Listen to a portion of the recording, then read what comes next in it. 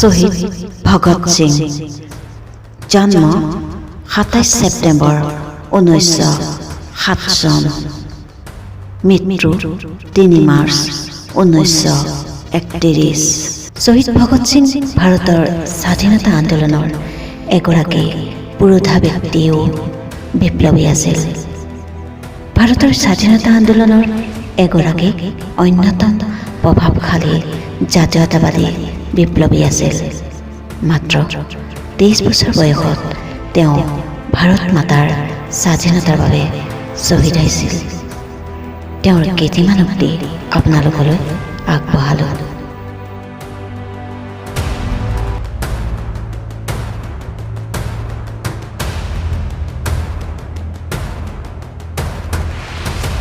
বিপ্লৱ হৈছে মানুহৰ এক অবিচ্ছেদ্য অধিকাৰ। স্বাধীনতা হৈছে এক অবিনশ্বৰ জন্মগত অধিকাৰ।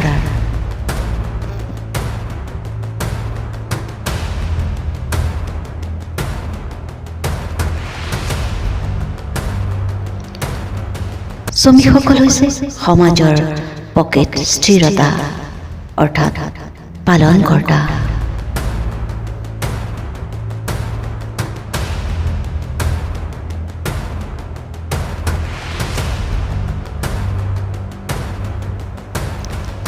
নিৰ্দয় সমালোচনা আৰু স্বতন্ত্ৰ চিন্তা হৈছে বিপ্লৱী চিন্তাধাৰাৰ দুটা প্ৰয়োজনীয় বৈশিষ্ট্য। প্ৰেমিক, উন্মাদ আৰু কবিসকল একে সামগ্ৰীৰে নিৰ্মিত।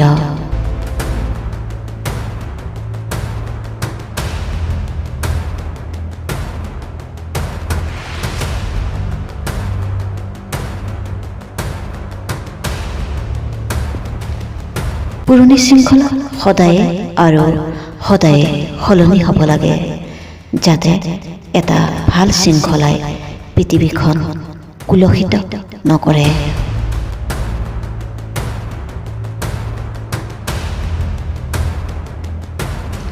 যদি বধিৰসকলে শুনিব লাগে, তেন্তে শব্দটো বহু ডাঙৰ হ'ব লাগিব।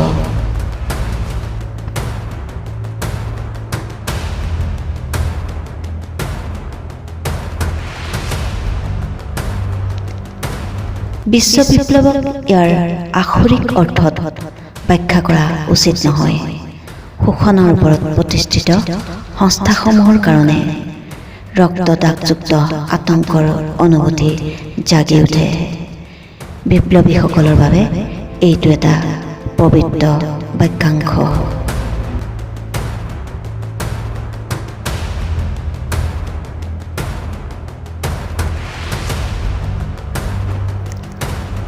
ব্যক্তিবিশেষক নিক্ষেপ কৰি সিহঁতে আদৰ্শক হত্যা কৰিব নোৱাৰে।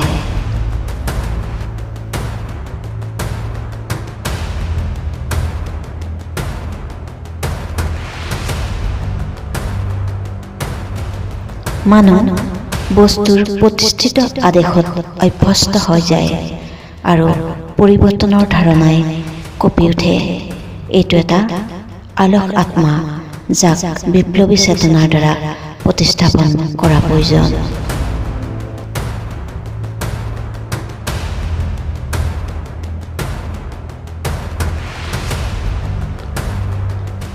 প্ৰগতিৰ বাবে ৰৈ থকা যিকোনো মানুহকেই সমালোচনা, অবিশ্বাস আৰু চেলেঞ্জ কৰিব লাগে। তেওঁৰ যুক্তি ব্যাখ্যাক প্ৰতিটো খোজতে আৰু প্ৰচলিত বিশ্বাসৰ দৃষ্টিকোণেৰে চাব লাগে।